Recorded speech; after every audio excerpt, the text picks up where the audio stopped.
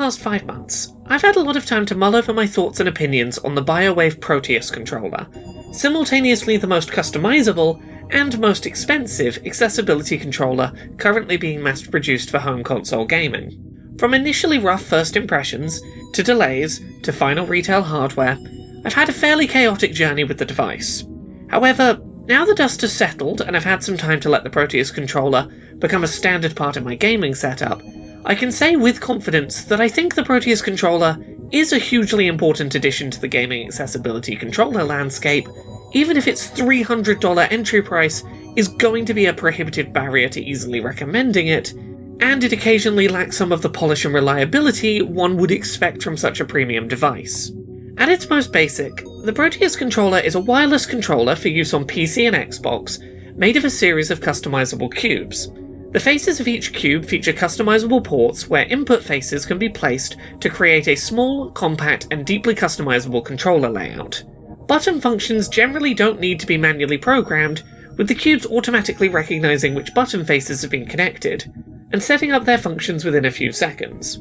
Cubes can be customized in real time during play without having to fiddle around in settings menus to remap their functions, allowing for tweaking controller layouts with minimal friction. The Proteus controller's key strength is in how much its layout can be customized, how well it's suited to enabling one-handed setups, and how little menu fiddling is required while trying to find a compelling setup during play. So, a little context for this review. Back in late August 2024, I purchased a Byowave Proteus controller in person at Gamescom, Europe's largest video game convention. This was a few months before pre-orders for the controller were due to ship, and while I already had a unit pre-ordered, I picked up one of these early units to get a head start on coverage for work. However, these early units featured a hardware bug which caused issues powering on the controller. While I was ultimately refunded for this Gamescom unit, it did allow me to get some initial playtime logged with the device. I've since received my main batch pre-ordered controller, and the issues I experienced with the initial Gamescom unit do seem to be resolved. For anyone who read my initial preview impressions of the controller back in 2024, be aware that the power cycling issues I was encountering have been resolved. By the time my finalised unit arrived in December, setup was a far smoother experience. Not flawless or frictionless, but much closer to what I had expected given the price point. The Proteus controller ships out of the box with 2 power and communication cubes, 2 analog stick cubes, 2 45-degree angle adapters, 1 triangular adapter, a D-pad, a face button interface, 2 bumper and trigger interfaces, 1 additional analog stick module, 2 additional programmable buttons, 2 wing handles, 1 charging port connector, 1 USB dongle, and a series of magnetic caps designed to protect open connection surfaces not in use in a given controller setup. These cubes and circular modular components can be connected together in basically any configuration, as long as it contains at least 1 power cube, with new components fairly easy to assemble. When connecting 2 cubes together, users push the cubes into place as they would like them oriented, and move a plastic clip into a locking position. When connecting modular components onto face cubes, users will need to insert the component at a slight angle offset, then rotate it to lock it into place. Generally speaking, there are no other steps involved in setup, as the controller handles recognizing which component has been connected and in which orientation. The exception to this is if you're using the optional unprogrammed large additional button modules, or if you wish to remap things like analog stick north directions, which will require the use of an app to set those up on PC, or system remapping on Xbox. Additionally, creating a split-handed control scheme will require use of Copilot mode, recently renamed Xbox Controller Assist, but we'll discuss that setup orientation a little later. I was honestly pretty impressed with how simple setup was for the Proteus controller. There's a little bit of manual dexterity required in assembly, some of the inputs are a little stiff to move into the locked position, and rotating components to lock them into place can be a little bit fiddly on occasion, but generally speaking, everything was very intuitive to connect, and not needing a software-side program to register the controller mapping was really appreciated. If you find yourself needing to adjust the configuration of the Proteus controller during play, you can do that, and I do really appreciate Biowave's approach to that process. If you disconnect or connect a component or cube while the controller is switched on and connected, the controller lights will start to cycle in rainbow colours briefly, during which time any inputs pressed on the controller will not register. This allowed me to, with confidence, not stress about accidentally pressing inputs while adding a new component onto the controller, and causing myself issues in-game, as well as giving me a clear signal of when new components had been successfully connected, and I'd had gameplay control returned to me. This solves a big issue that I have with the PlayStation Access controller by comparison, where switching inputs often comes with the stress of trying to not accidentally activate those inputs while swapping out keycaps. In terms of use cases for the Proteus controller, here's what's worked for me so far, and what hasn't translated well from concept into practicality. If you're looking to create a one-handed controller setup for use on Xbox or PC, the Proteus is a pretty great kit for that use case.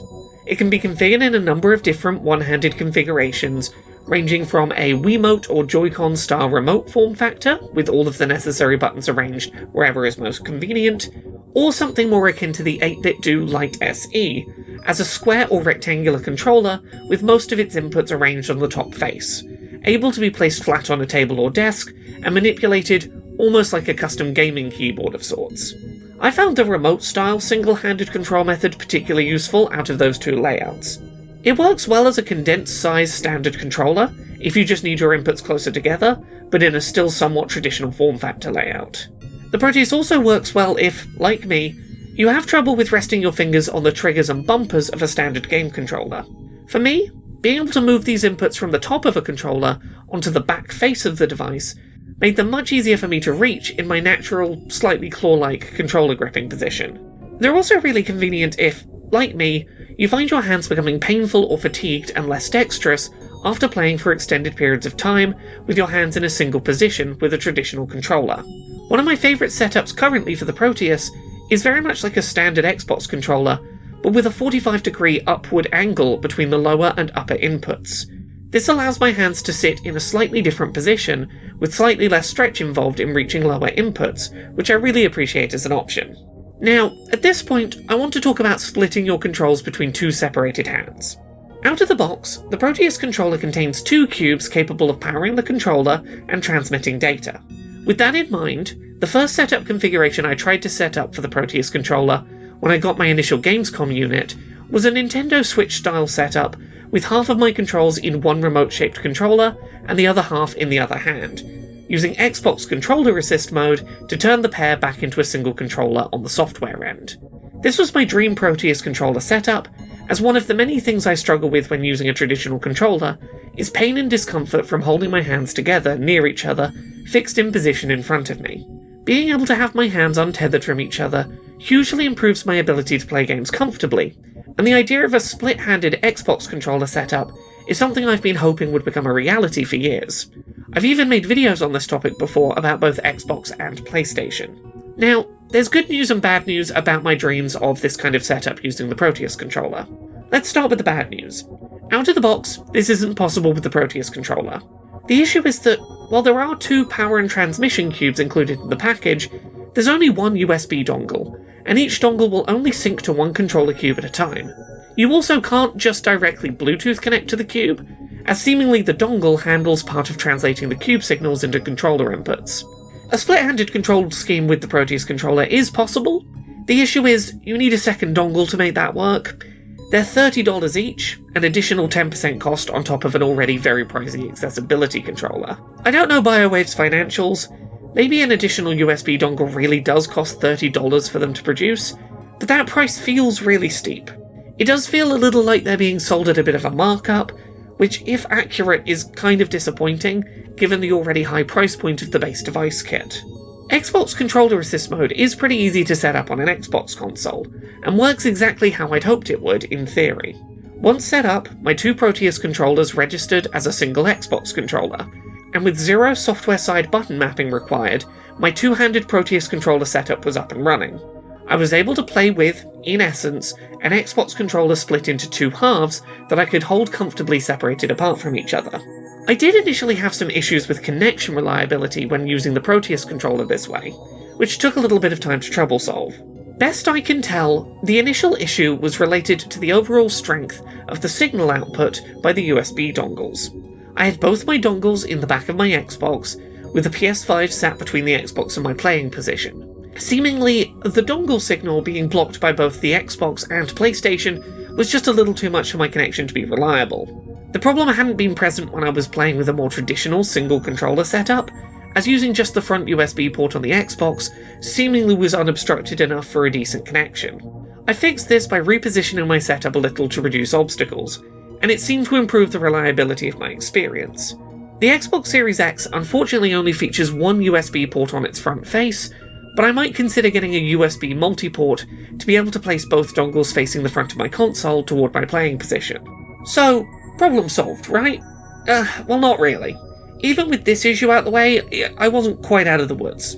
Even once I had general connectivity sorted, I found that, on occasion, my right-handed controller would start cycling rainbow lights, indicating either disconnect from the dongle, or a belief that inputs on the cube faces were being changed, for short periods of time at unpredictable intervals. I could not work out exactly what the cause was, and ultimately resorted to just praying and hoping that these moments wouldn't be too frequent. The biggest issue was if I accidentally moved the analog stick during one of these disconnects, registering an incorrect new center upon reconnection, which would cause analog stick drift and require disconnecting the analog cube briefly to reset the stick's neutral position. I don't even know if the issue is specific to my split-handed setup, or if I've just been unlucky and experienced it more in that orientation. It's not a consistent issue. I might play for several hours without it occurring, but then it might persistently crop up again for a while. Part of the problem that I started to experience with the Proteus controller, the more time I put into using it, was a lack of clarity when trying to troubleshoot these kinds of inconsistency issues. Was the issue one of connectivity to the dongle? Was it that one of the inputs somewhere on my right-handed controller wasn't quite connected correctly and was registered as being disconnected during use? Was the issue my controller being unsure which of the two dongles to connect to? I would move my console, move my dongles, dismantle the controller, put it back together, and for a while the controller would work perfectly again. But because there's only a single rainbow lighting pattern, used to signal everything from a component being disconnected to a disconnect from the dongle, when small inconsistencies pop up, it can be really tricky to know quite what went wrong, and as a result, to know how to fix the issue when it crops up.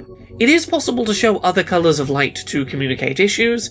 Red, for example, is used to communicate that the battery on the Proteus controller is low.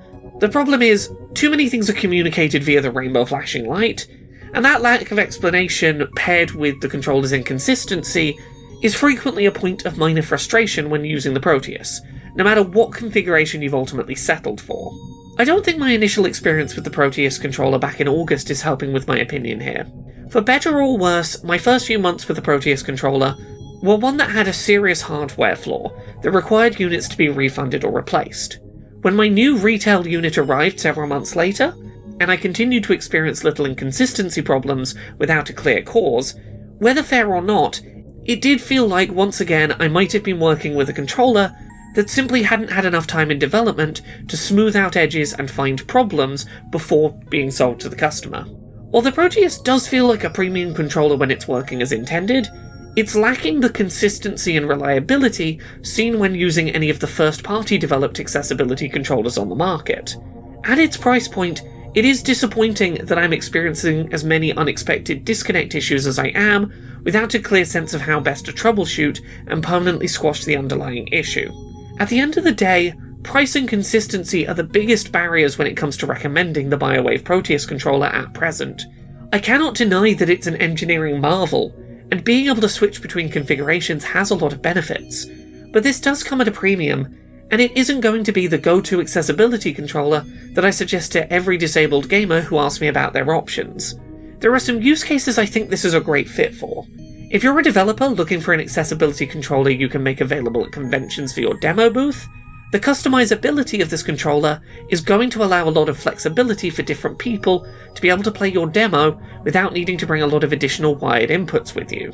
If you've got limited suitcase space when travelling to a convention, it's a small, compact and highly customizable option, easy to find space to bring along with you. If you're someone whose needs as a gamer fluctuate, being able to reconfigure this during play is fantastic. If you're someone like me who struggles with cognitive load when handling an accessibility controller setup with a lot of wires involved, this avoids a lot of that stress. If your accessibility issues would be best solved by a more compact or single-handed controller setup, this is a great option. There are a lot of use cases in which this might be the best accessibility controller out there for someone. But if you're looking for a flat controller with all inputs on the top face, maybe the 8-bit Do Lite SE for Xbox would be a better fit.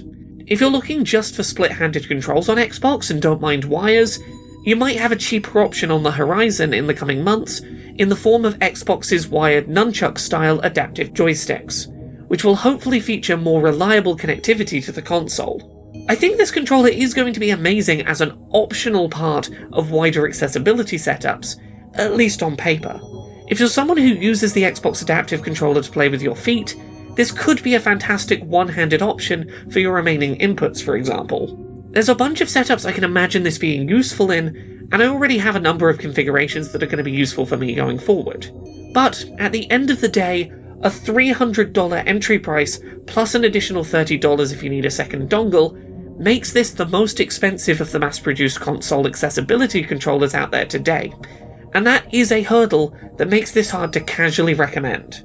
I think you need to have either a firm idea in mind of a use case that this will serve that none of the other accessibility controllers on the market currently fits for you, or have an opportunity to try one out at a convention before committing to the price tag it has attached. For all my thoughts on price when it comes to the Xbox Adaptive Controller, PlayStation Access Controller, and even the Hori Flex for Nintendo Switch, none of them is quite this expensive to get your foot in the door with and try out as part of your gaming setup. The Xbox Adaptive Controller is £70, plus maybe an additional $30 if you want the Logitech Adaptive Gaming Kit with it.